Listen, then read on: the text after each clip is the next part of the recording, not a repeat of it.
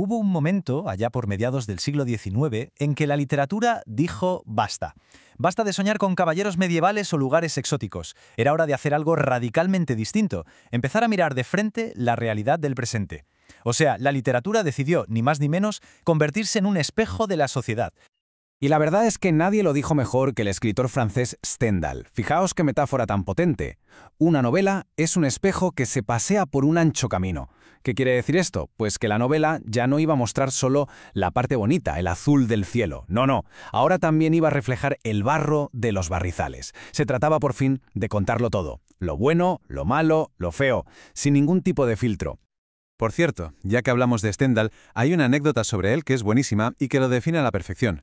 Resulta que en un viaje a Florencia se sintió tan abrumado por la belleza del arte que le rodeaba que casi se desmaya. Le dio un patatús, vamos.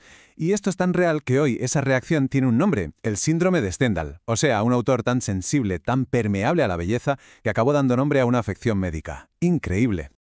Bueno, y ahora la pregunta clave es ¿por qué? ¿Por qué de repente esta necesidad de un espejo? Pues para entenderlo, tenemos que meternos de lleno en el contexto. Porque claro, el realismo no apareció de la nada. Fue una reacción, y una reacción muy potente al movimiento que había justo antes. Y ese movimiento era, por supuesto, el romanticismo. El cambio fue un giro de 180 grados. Pensemos en el romanticismo. Era todo subjetividad, emoción pura, el yo del artista por encima de todo. Era escapismo, fantasía. En cambio, el realismo llega y dice, se acabó. Ahora lo que importa es la objetividad, la observación. El escritor ya no es un genio atormentado.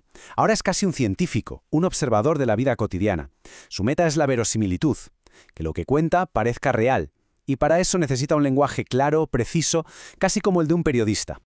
Y ojo, que este cambio tan radical no fue un simple capricho de 4 escritores. No, estaba pasando de todo en la sociedad. Pensemos, la segunda revolución industrial estaba transformándolo todo. Las ciudades crecían a lo bestia, llenándose de fábricas y de una nueva clase social, el proletariado. Mientras tanto, la burguesía se hacía fuerte, con su dinero y sus valores. Y por si fuera poco, había una nueva filosofía en el aire, el positivismo, que venía a decir que lo único que vale es el conocimiento que se puede observar y demostrar científicamente.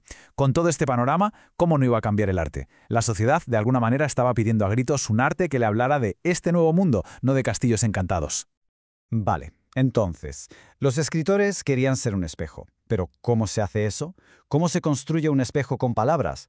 Pues desarrollaron toda una serie de herramientas, de técnicas narrativas súper específicas. Porque claro, no bastaba con la intención, había que tener el método. Y aquí tenemos, digamos, su kit de herramientas básico. Primero, el narrador omnisciente. Imagina una especie de dron que lo ve todo y lo sabe todo. Puede meterse en la cabeza de cualquier personaje y contarnos lo que piensa y siente. Luego, las descripciones meticulosas.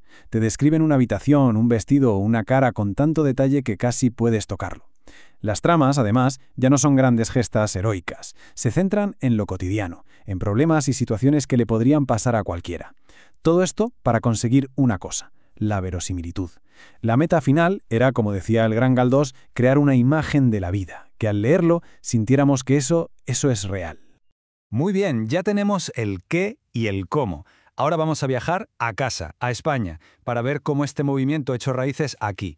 Y os adelanto que lo hizo con una fuerza tremenda, dándonos una generación de novelistas, sencillamente brillante. Y si hay que nombrar a una figura central, a un pilar del realismo español, ese es, sin ninguna duda, Benito Pérez Galdós. Galdós fue para Madrid lo que Balzac para París o Dickens para Londres, el gran cronista de la ciudad. Se pateó cada calle, se metió en cada casa y nos contó la vida de Madrid, desde los barrios más pobres hasta los salones más lujosos de la burguesía. Y la gente lo sabía, lo sentía. Su conexión fue tan bestia que el día de su funeral, aquello no fue un funeral, fue una manifestación de cariño y duelo de decenas de miles de personas. Y aquí la tenemos, su obra maestra, su gran novela, Fortunata y Jacinta. Que nadie se confunda, esto no es solo una historia de amor. ¿Qué va? Es un retrato sociológico brutal de todo Madrid. Y lo hace a través de 2 mujeres que son inolvidables. Fortunata, una mujer del pueblo, y Jacinta, de la alta burguesía. Ambas aman al mismo hombre, y a través de sus vidas Galdós nos muestra cómo chocaban y se mezclaban las distintas clases sociales. Es el ejemplo perfecto del realismo en acción. Pero Galdós no estaba solo, ni mucho menos. A su lado, y con una fuerza arrolladora, emerge la figura de doña Emilia Pardo Bazán. Una mujer, Bueno, una intelectual de primera. No solo escribió novelas potentísimas, sino que fue ella quien se atrevió a traer a España el naturalismo, que ya veremos que era como la versión hardcore del realismo. Una mujer adelantada a su tiempo que, por supuesto, se enfrentó a todos los prejuicios. Un dato que lo dice todo.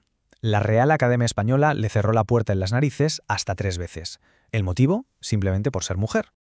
Y claro, no podemos seguir sin hablar de Leopoldo Alas, Clarín. A ver, Clarín era un crítico temidísimo, pero como novelista es que nos dejó una obra maestra absoluta, La Regenta. Solo escribió esta novela larga, pero menudo novelón. Es un análisis psicológico demoledor de su protagonista Ana Ozores, una mujer atrapada. Y a la vez es una crítica feroz, afiladísima a la hipocresía de una ciudad de provincias, a la que llamó Vetusta, pero que todo el mundo sabía que era su Oviedo. Como os podéis imaginar, el escándalo que se montó fue monumental. Pero para que veamos que el realismo no era un bloque único, también había otras sensibilidades. Existía, por ejemplo, una corriente más conservadora. Su gran representante sería José María de Pereda. Él miraba la ciudad, ese nuevo monstruo industrial, con desconfianza. Para Pereda, los valores auténticos, lo puro, estaba en el campo. Y eso es lo que hizo en sus novelas, idealizar la vida rural de su querida Cantabria, mostrándola casi como el último refugio frente a la corrupción de la vida moderna. Bueno, pues justo hablábamos de que Pardo Bazán trajo a España el naturalismo. Vamos a ver exactamente qué era eso. Porque hacia finales del siglo el realismo dio un paso más allá, evolucionó hacia algo más extremo, más científico, el naturalismo. Y el padre de la criatura fue otro francés, Émile Zola. Para Zola, el espejo ya no era suficiente. Él veía la novela como un laboratorio. Su idea era que el escritor debía ser como un científico, debía coger a sus personajes, ponerlos en una situación determinada y analizar su comportamiento con rigor, casi como si estudiara una reacción química, para ver cómo las leyes de la herencia y del medio influían en ellos. La palabra clave aquí, la idea que lo sostiene todo, es el determinismo. ¿Y qué significa esto? Pues para los naturalistas, el ser humano no es tan libre como nos gusta pensar. Creían que nuestra vida está en gran medida condicionada o directamente determinada por una serie de fuerzas que no podemos controlar.